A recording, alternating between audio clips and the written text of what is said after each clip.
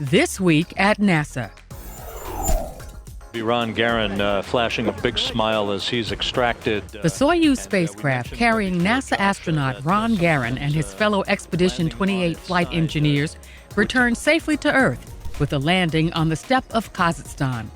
Garan and astronauts Andrey Borisenko and Alexander Samokutyaev had been on the International Space Station since April 6. Remaining on the orbiting laboratory is NASA's Mike Fossum and his two Expedition 28-29 colleagues, Russian Sergei Volkov and Satoshi Furukawa of the Japanese Aerospace Exploration Agency. The return of Garan and his two crewmates was delayed just over a week by the August 24th failure of the Progress 44 cargo craft to reach the station.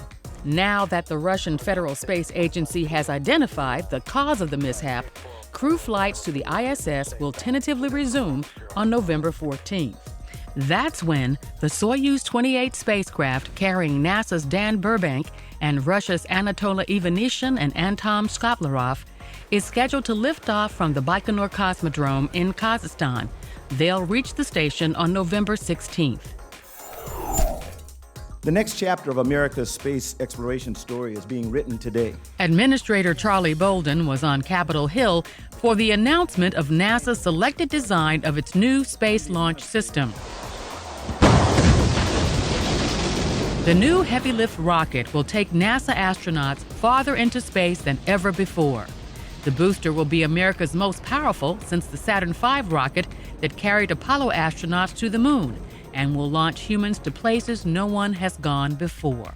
We've got near-Earth asteroids to go look at, possible visits to the moon, Lagrangian points, high Earth orbit, geosync orbit, lots of opportunities out there. We just have to sort out what makes sense. The selection ended a months-long comprehensive review of potential designs to ensure the nation gets a rocket that is not only powerful, but as new technologies are developed, adaptable for different missions and destinations.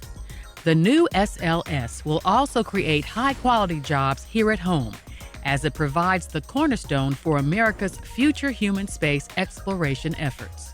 President Obama has challenged us at NASA to be bold and to dream big, and that's exactly what we do.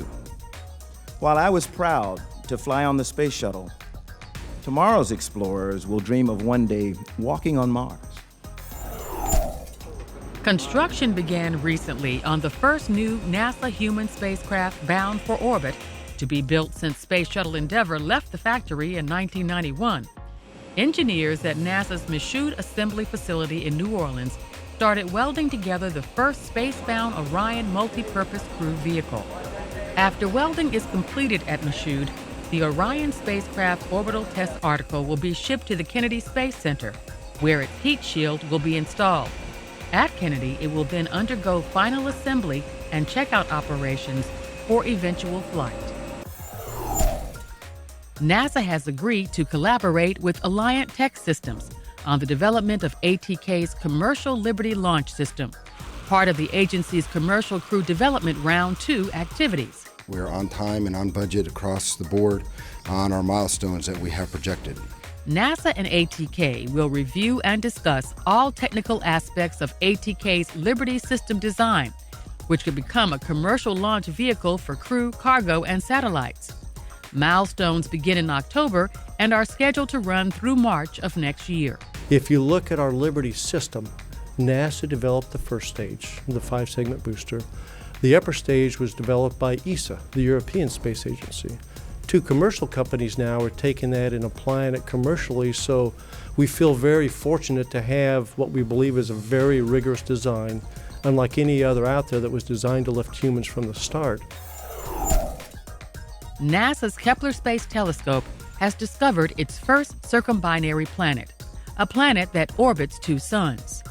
The cold Saturn-sized planet is not in the star system's habitable zone, but someone near the planet's surface could see double sunrises and sunsets similar to what Luke Skywalker saw in the 1977 movie Star Wars. There's a great moment in New Hope where Luke is watching a twin sunset on Tatooine. And it's a great way to show that we're not on Earth, that it's this exotic environment. But that was never really thought to be possible, and exciting to see that the science is caught up with the fantasy that it's real, it's possible. The Kepler 16 star system is located in the Cygnus constellation, about 200 light years from Earth. Well, this is a very exciting discovery for me, in part because I've been looking for circumbinary planets for over 2 decades. But it doesn't feel like an ending, it feels like a beginning, because what it has done is opened up a whole new type of planetary system that can form in the galaxy. There must be millions of these type of systems in the Milky Way galaxy. The NASA team that helped with last year's rescue of 33 Chilean miners trapped underground for more than 9 weeks has received the National Security and International Affairs Medal from the Nonprofit Partnership for Public Service. The team, led by Michael Duncan, former Deputy Chief Medical Officer at the Johnson Space Center, was recognized at the Samuel J. Heyman Service to America Medals, or Sammy's Gala, in Washington. Also cited as a Sammy Award finalist was NASA's Launch Team. Launch is a global initiative to identify and support innovations and solutions to urgent challenges facing the world. NASA participated in a MacArthur Foundation-sponsored event to culminate a digital badges competition. Held at the Hirshhorn Museum in Washington, the Digital Media and Learning Competition highlighted how the concept of digital badges is becoming an exciting new learning tool for students.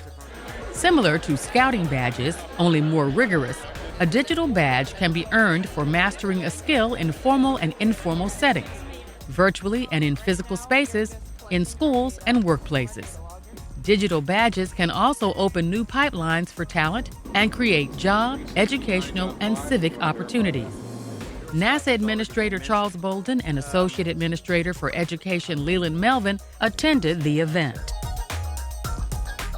And now, centerpieces. During an elegant evening at the historic Caltech Athenaeum, JPL Director Charles Alachi was inducted into the French Legion, the highest honor awarded by France. In recognition of your extraordinary achievements as a scientist, and also, again, to promote French-American partnership. The French award has special meaning for Alachi, who grew up in Lebanon. Being honored as that country's top science student at the age of 16 enabled him to attend college in France. The ties continued throughout his career, including joint NASA-JPL French breakthroughs in satellite oceanography. And using space was a completely new revolution.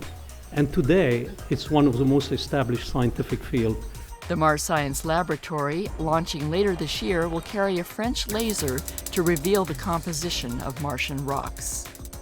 So one thing we plan to do, because now that I got this award, every time we zap a rock, there will be a little sound which says, Vive la France, Vive la France.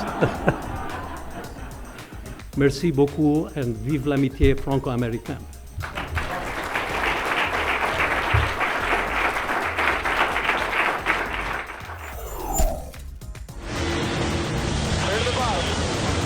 A new interactive online program called Rockets to Race Cars introduces NASCAR fans to NASA-created products, making auto racing faster and safer. Site visitors navigate through the NASA garage to learn about heat-resistant paint, fire-resistant materials, the development of better brakes, and other spin-offs from NASA research. In 1996, the agency worked with the Penske racing team to use scrap material from the Space Shuttle's thermal protection system blankets to cool drivers' cockpits by 30 to 50 degrees.